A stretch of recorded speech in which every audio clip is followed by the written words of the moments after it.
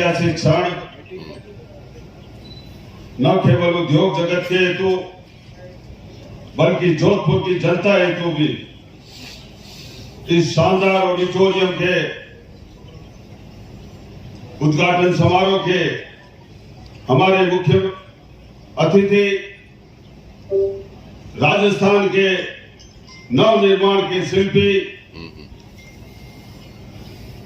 और गरीबों के अर्थ जगत के पुरोधा परम सम्मानीय अशोक गहलोत साहब,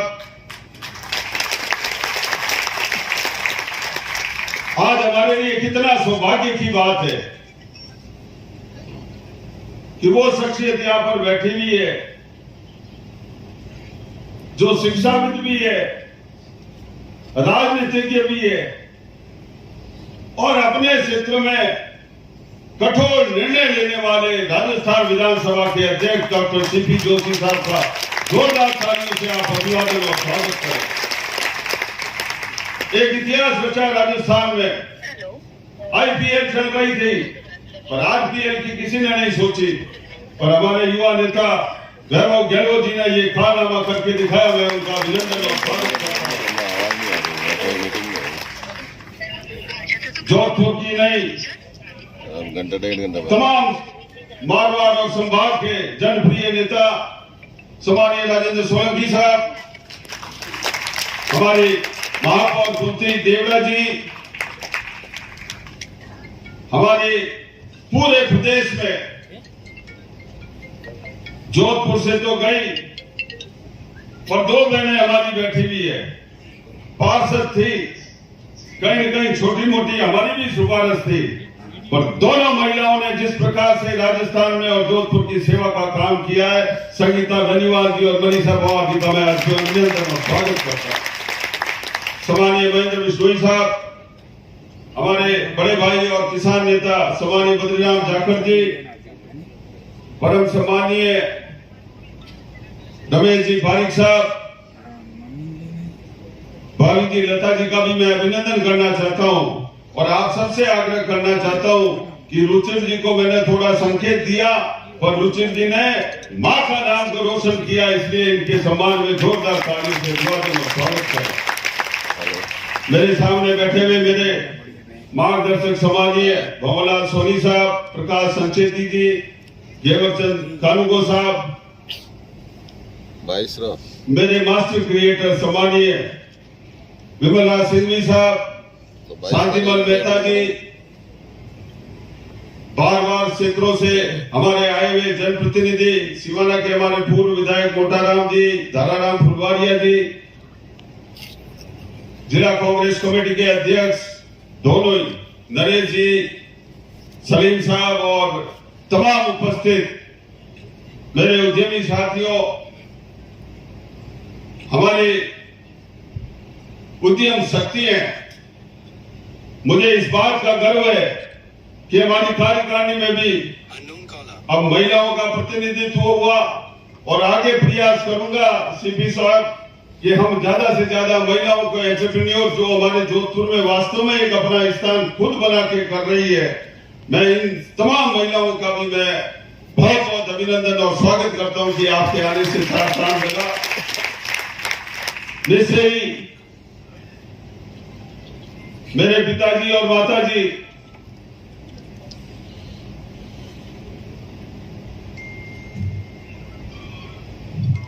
जो मेरे प्रेरणा स्रोत रहे और हमेशा इस बात का उन्होंने कहा कि अपने लिए तो सब करते हैं, कुछ समाज के लिए करो, कुछ सोसाइटी के लिए करो। जिसने बनाया, मेरी कोई क्षमता नहीं थी इस हॉल को बनाने की, पर उनकी ताकत थी जिस कारण से आज ये संभव हो पाया। मैं उनको बड़ा शुक्रिया करता हूं।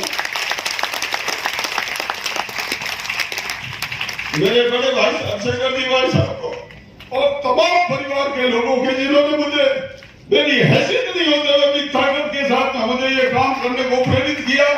मैं उनका नमन करता हूं और सब लोगों का मैं यहाँ पर बैठे हुए हो आपने मुझे ताकत दी, उसे तो मैं आपका अभिवादन करता हूं और विश्वास दिलाना चाहता हूं कि जिस प्रकार से ये हॉल जो बना है भंवरलाल चोपड़ा जी ने एक एक ईंट को जिस प्रकार से संवारा, मैं माननीय मुख्यमंत्री जी को कहना चाहता हूं कि भंवरलाल चोपड़ा जी कोई इंजीनियर नहीं, पर एक छोटी से छोटी बात को लेके, क्योंकि जब तक आपके पास में प्रोवन कोई नॉलेज नहीं हो, इस प्रकार के हॉल की नहीं थी, परंतु एक एक चीजों को बारीकियों से करा के भंवरलाल चोपड़ा जी और नीलेश संचेती जी ने जो कार्य किया, मैं आपसे आग्रह करूंगा कि जोरदार तालियों से स्वागत करें।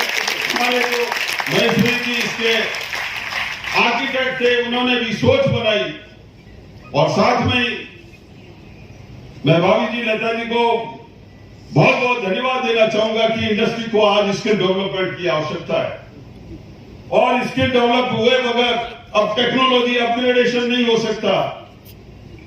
मेरे तो भाई साहब का निधन हुआ था, रुचिर जी मुझे सांत्वना देने आए, पर हम तो खुद भी नालायक लोग हैं, कहीं से कोई बात ही कर लेते हैं। मैंने उनको कहा एक छोटे से आए हो, मेरी एक विनती है, मेरा कार्य भी रुका हुआ, आप सहयोग करो।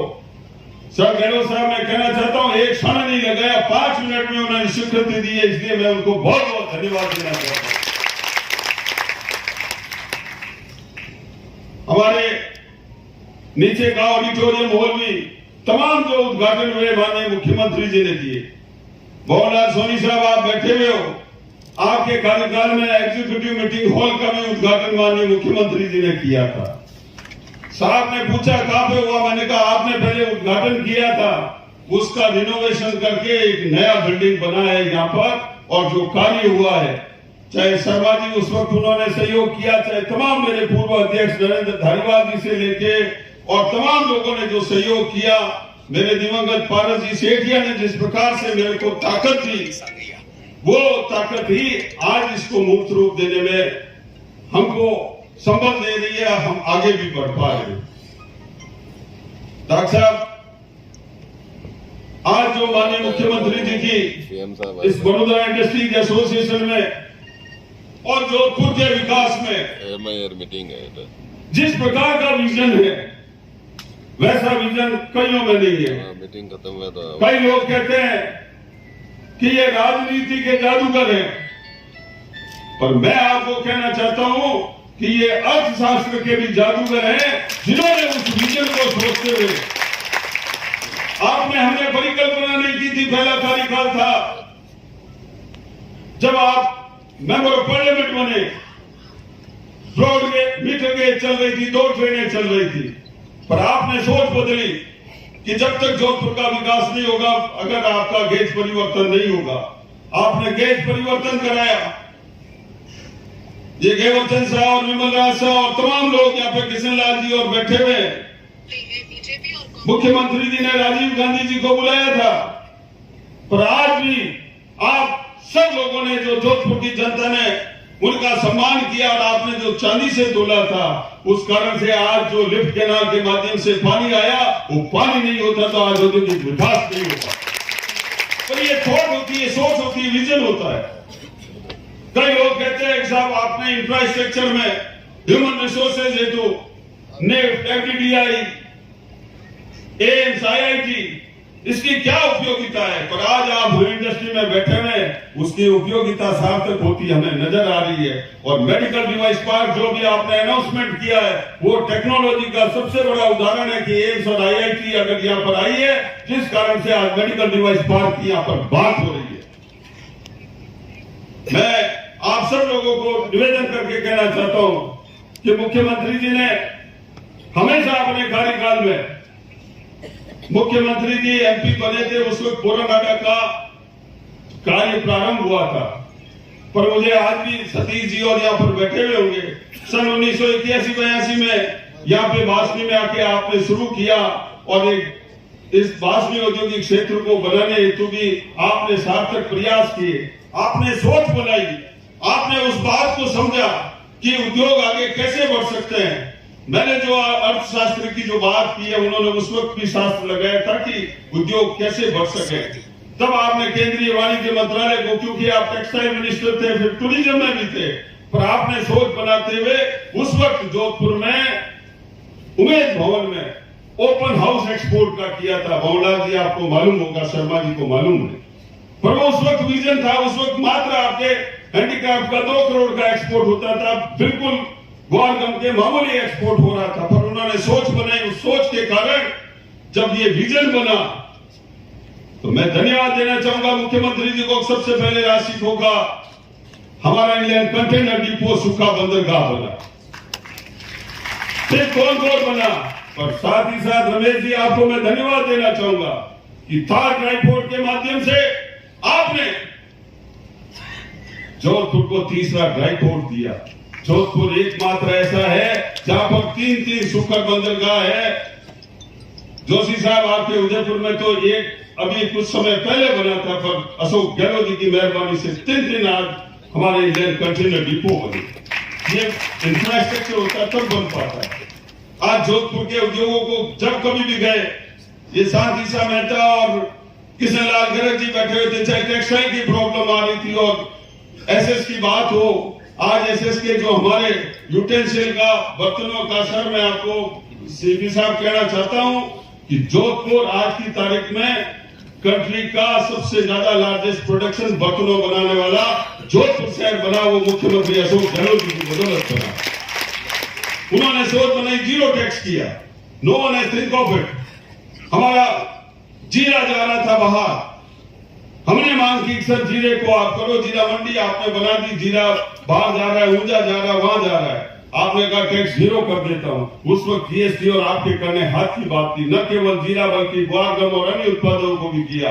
तो आज जीरे की ऊंचा के बाद में कंट्री की दूसरी मंडी जोधपुर बन गई, वो आपकी बदौलत बन गई।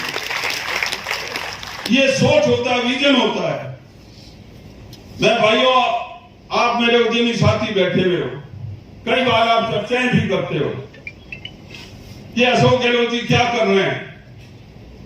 ये तो रात के कारण कई बार हमारे मोदी जी के मित्र भी बैठते हैं ना, वो ये बात कहते हैं कि साहब ये तो सब कुछ करके खजाना लुटा रहे हैं, हम तो टैक्स कमाते हैं और वहां पर जाते हैं।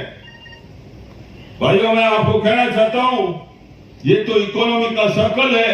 डॉक्टर मनमोहन सिंह ने उस वक्त यूपीए गवर्नमेंट में आज मनरेगा नहीं की होती तो आज इकोनॉमिक कंडीशन ये नहीं होती। और आज अशोक गहलोत जी ने जिस प्रकार से सोच बनाते हुए आज जिस प्रकार से गरीबों को जो राहत दे रहे हैं, वो मल्टीपल होके राउंड होके और वो आ रही है। इसी कारण से कंट्री में दूसरा नंबर स्टेट है जिसकी जीडीपी 11.04 है। जीडीपी नहीं बनती है, तो जीडीपी का कारण यही है कि वो इकोनॉमिक सर्कल है। लोगों को कहा ये योजनाएं इतनी जारी कर दी, कहां से होगी? महंगाई राहत कैंप में गारंटी कार्ड दे दिए, कार्ड तो बाद में देना शुरू किया, पहले बोल रहे थे।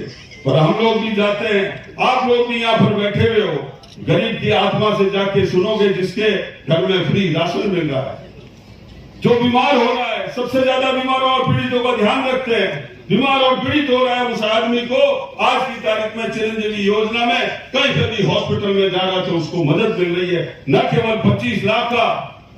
पर मेरे उद्यमी साथियों, मैं आपको कहना चाहता हूं, जो नया आपने स्कीम की है, खाली उसका ही नहीं, अगर ऑर्गन ट्रांसप्लांट आपको कराना है तो उससे ज्यादा पैसा लगेगा, तब भी होगा। अगर आपको चेन्नई जाना है और आपका अटेंडेंट भी साथ है तो इस योजना में साथ में लिया, उसका 1 लाख रुपए का एयर टिकट भी उस योजना में दिया। इस प्रकार की सोच बनाई, वो विजन होता है और विजन के माध्यम से ही सब चीजों का कार्य करना संभव हो पाता है। मैं इस अवसर पर आप सब लोगों को आग्रह करना चाहता हूं कि आप लोग जो जोधपुर के अगवा लोग बैठे हुए हो, आप चिंतन मनन करिए कि हमारा जो नेता है आज राष्ट्र का सबसे बड़ा नेता है और हम खुद ब्रांड एम्बेसडर बने। जब तक माउथ पब्लिसिटी नहीं होती है, बात नहीं होती है, जब तक आगे नहीं बढ़ पाता है। क्या क्या नहीं किया। आज जो धर्म की बात करते हैं, सबसे पहले तीर्थ यात्राओं का श्रवण बनने का काम अशोक गहलोत जी ने ये योजना की, जो केंद्र सरकार लेकर है। आज गायों की बात करते हैं, गायों की आज बात करने पे गौशाला के भी कई संचालक यहाँ पर बैठे हुए। माननीय मुख्यमंत्री जी ने जो इतिहास बनाया है कि आज की तारीख में भी 50 से 75% बल्कि जो नंदी गौशाला उसमें 100% अनुदान देके एक रिकॉर्ड बनाया है। उन्होंने मात्र 300 करोड़ दिए थे, आपने 3000 करोड़ से ज्यादा दे दिए। गौशाला को अनुदान 300 और 3000 से ज्यादा, ये तुलना कर लिया। पर ये सोच होती है, ये बात बनती है कि जहां सेवा करने का काम होता है वहां पर समर्पण की भाव होते हैं। आज भी मुख्यमंत्री जी के पांव पे लगी, उनका दर्द था, चोट थी, उन्होंने उपवास किए, पर उन उपवास देने वालों को भी जोधपुर की जनता जवाब देगी, ये मैं आपको निवेदन करके कहना चाहता हूं। और आपके अच्छे स्वास्थ्य लाभ होने की भी कामना करता हूं। और मैं निवेदन करना चाहता हूं कि आपने जो मांगा दिया और जो मांगेंगे देंगे। हम भी चाहते हैं आपने उद्योगों को, हमारे यहां से बजट में जो चीजें लिख के दी जाती है वो पॉइंट वाइज, उसमें अक्षरों में भी फेरबदल नहीं होता है, वो बजट घोषणाएं बनती है।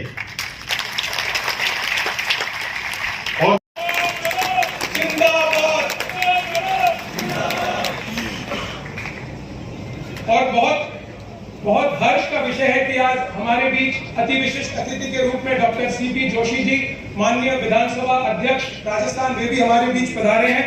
और उनके स्वागत हेतु मेरा निवेदन है श्री अशोक जी दातेड़, अध्यक्ष जोधपुर गवारगम दाल मैन्युफैक्चरिंग एसोसिएशन से, कि वो आए और सर को बुके भेंट कर सर का स्वागत करें। साथ ही साथ तेजस्वी राजस्थान की मंगल कामना करता हूं। धन्यवाद। जय हिंद।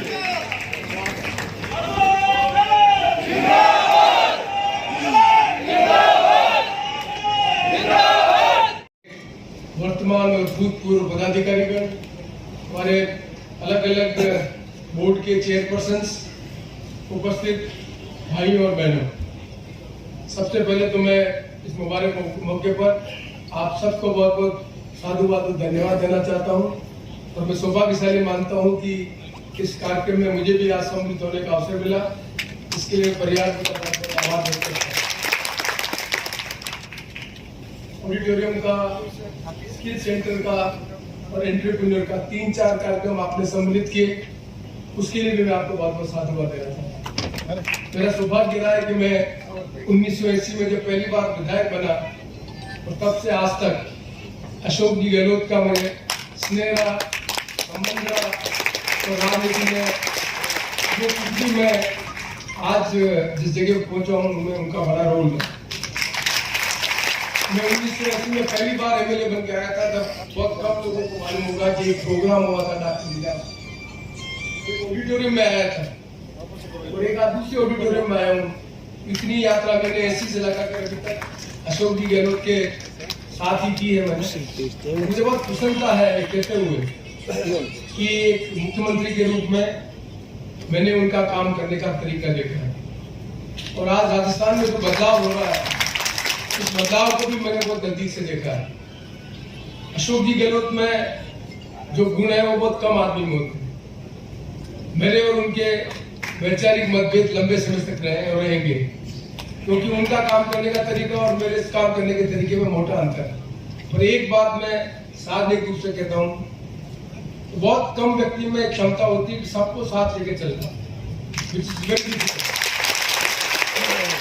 और आज के परिप्रेक्ष्य में जब इस सरकार का जो ये टेन्योर है, उस टेन्योर में केवल मात्र अपनी सूझबूझ और अपनी राजनीतिक कौशल के कारण कि राजस्थान की सरकार पिछले 5 साल चल पाई का एक बात दिया जा सकता है। मैं इसलिए नहीं कह रहा हूँ कि मैं अध्यक्ष हूँ और ये मुख्यमंत्री हैं, पर मैंने एक राजनीतिक कार्यकर्ता के रूप में देखा है कि व्यक्ति जब जिम्मेदारी लेता है तो जिम्मेदारी का निर्वहन करना कितना कठिन होता है। और जिस मुकाम पर ये पहुंचे हैं, उस मुकाम पर किस परिस्थितियों में ये काम कर रहे हैं ये यही जानते हैं और इनका मन नहीं जानता। मुझे पता नहीं कि कैसे इस संघर्ष के समय में सब चीजें करने के बाद भी राजस्थान को आगे बढ़ाने की दो साल कोरोना हो गया और कोरोना में जिस तरह का प्रबंधन किया, विश्वास, लोगों का विश्वास आप लेकर अलग अलग राजनीतिक पार्टी के लोगों, धर्म के साथियों को, सबको लेकर जिस तरह से इस कठिन परिस्थिति में इस प्रदेश को निकाला है, वो भी बिरले आदमी काम कर सकते जो काम एक राजनेता के रूप में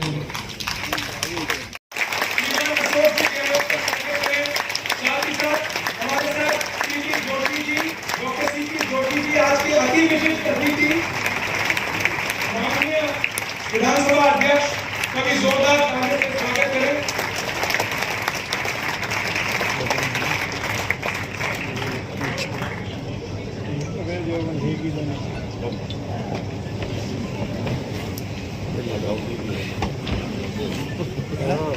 कल दी सेवा